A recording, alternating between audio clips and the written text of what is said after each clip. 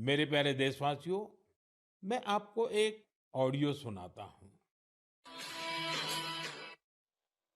Hello. Sir नमस्ते sir. नमस्ते। Sir बोलिए सर। देखिए, ये जो आपने एफआईआर नंबर मुझे सेंड किया है, इस नंबर के खिलाफ 17 कंप्लेंट्स हमारे पास। आप ये नंबर यूज कर रहे हैं? मैंने नहीं यूज करता हूँ सर। अभी कहाँ से बात कर रहे हो? Sir Karnataka sir. वो घर में हूँ सर। ओके, इसके लिए आप अपनी स्टेट में रिकॉर्ड करवाइए ताकि ये नंबर ब्लॉक कर दिया जाए, फ्यूचर में आपको कोई प्रॉब्लम ना हो। Okay, yes sir. अभी मैं आपको कनेक्ट कर रहा हूँ, ये आपका इन्वेस्टिगेशन ऑफिसर है। आप अपनी स्टेट में रिकॉर्ड करवाइए ताकि ये नंबर ब्लॉक कर दिया जाए। Okay, yes sir, yes sir, yes sir. अब बताइएगा मैं किसके साथ बात कर रहा हूँ। अपना आधार कार्ड मुझे शो कीजिएगा वेरीफाई करने के लिए, बताइएगा। सर मेरे पास अभी नहीं है sir Aadhaar card sir, please sir. Phone आपके फोन में है? नहीं सर। फोन में आधार कार्ड की पिक्चर नहीं है आपके पास? नहीं है सर। नंबर याद है आपको? सर नहीं है सर, नंबर भी याद नहीं है सर। हमने सिर्फ वेरीफाई करना है। ओके, वेरीफाई करने के लिए नहीं सर। आप डरिए ना, डरिए ना। अगर आपने कुछ नहीं किया तो आप डरिए ना। हाँ सर, हाँ सर। अगर आपके पास आधार कार्ड है तो मुझे दिखा दीजिए वेरीफाई करने के नहीं लिए। सर, नहीं सर, मैं गांव को आया था सर, घर में है सर। Okay, coming. जय हिंद। इस व्यक्ति के वन साइड वीडियो का रिकॉर्ड करो एज पर द प्रोटोकॉल। ओके, ये ऑडियो सिर्फ जानकारी के लिए नहीं, ये कोई मनोरंजन वाला ऑडियो नहीं है। एक गहरी चिंता को लेकर के ऑडियो आया है। आपने अभी जो बातचीत सुनी, वो डिजिटल अरेस्ट के फरेब की है। ये बातचीत एक पीड़ित और फ्रॉड करने वाले के बीच हुई है।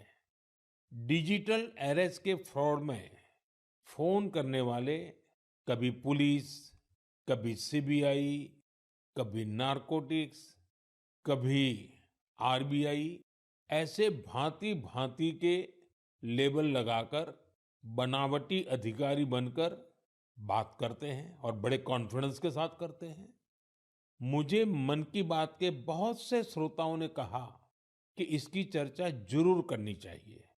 आइए, मैं आपको बताता हूं ये फ्रॉड करने वाली गैंग काम कैसे करती है, ये खतरनाक खेल क्या है। आपको भी समझना बहुत जरूरी है, औरों को भी समझाना उतना ही आवश्यक है। पहला दाव, आपकी व्यक्तिगत जानकारी, वो सब जुटा करके रखते हैं। आप पिछले महीने गोवा गए थे, है ना? आपकी बेटी दिल्ली में पढ़ती है ना? वे आपके बारे में इतनी जानकारी जुटाकर रखते हैं कि आप दंग रह जाएंगे। दूसरा दाव, वहाँ का माहौल पैदा करो। वर्दी, सरकारी दफ्तर का सेटअप, कानूनी धाराएं, वो आपको इतना डरा देंगे, फोन पर बातों बातों में आप सोच भी नहीं पाएंगे। और फिर उनका तीसरा दाव शुरू होता है। तीसरा दाव, समय का दबाव। अभी फैसला करना होगा, वरना आपको गिरफ्तार करना पड़ेगा। ये लोग पीड़ित पर इतना मनोवैज्ञानिक दबाव बना देते हैं कि वो सहम जाता है। डिजिटल अरेस्ट के शिकार होने वालों में हर वर्ग, हर उम्र के लोग हैं। लोगों ने डर की वजह से अपनी मेहनत से कमाए हुए लाखों रुपए गंवा दिए हैं। कभी भी आपको इस तरह का कोई कॉल आए तो आपको डरना नहीं है। आपको पता होना चाहिए, कोई भी जांच एजेंसी फोन कॉल या वीडियो कॉल पर इस तरह पूछताछ कभी भी नहीं करती। मैं आपको डिजिटल सुरक्षा के 3 चरण बताता हूं। ये 3 चरण है: रुको, सोचो, एक्शन लो। कॉल आते ही रुको, घबराए नहीं, शांत रहे, जल्दबाजी में कोई कदम न उठाएं, किसी को अपनी व्यक्तिगत जानकारी न दें। संभव हो तो स्क्रीनशॉट लें और रिकॉर्डिंग जरूर करें। इसके बाद आता है दूसरा चरण। पहला चरण था रुको, दूसरा चरण है सोचो।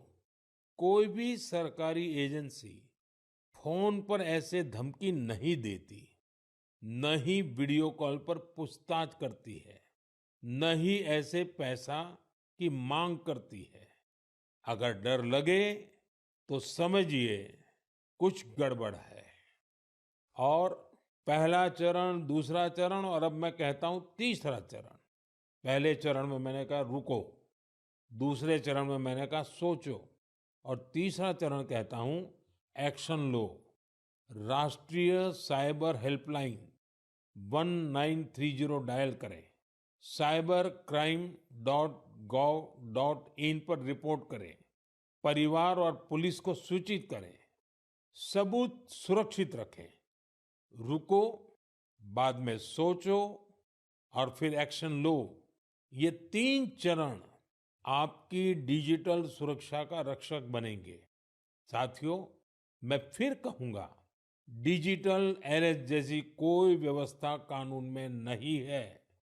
ये सिर्फ फ्रॉड है, फरेब है, झूठ है, बदमाशों का गिरोह है। और जो लोग ऐसा कर रहे हैं वो समाज के दुश्मन है। डिजिटल अरेस्ट के नाम पर जो फरेब चल रहा है उससे निपटने के लिए तमाम जांच एजेंसियां राज्य सरकारों के साथ मिलकर काम कर रही है। इन एजेंसियों में तालमेल बनाने के लिए नेशनल साइबर कोऑर्डिनेशन सेंटर की स्थापना की गई है।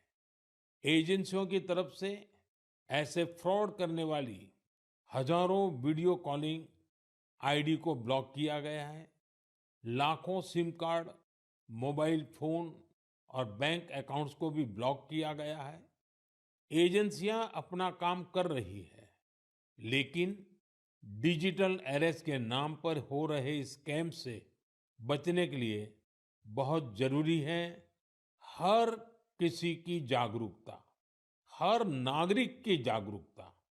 जो लोग भी इस तरह के साइबर फ्रॉड का शिकार होते हैं, उन्हें ज्यादा से ज्यादा लोगों को इसके बारे में बताना चाहिए।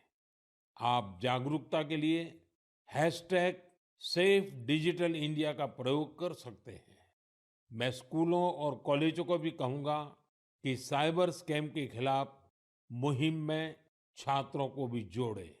समाज में सबके प्रयासों से ही हम इस चुनौती का मुकाबला कर सकते हैं।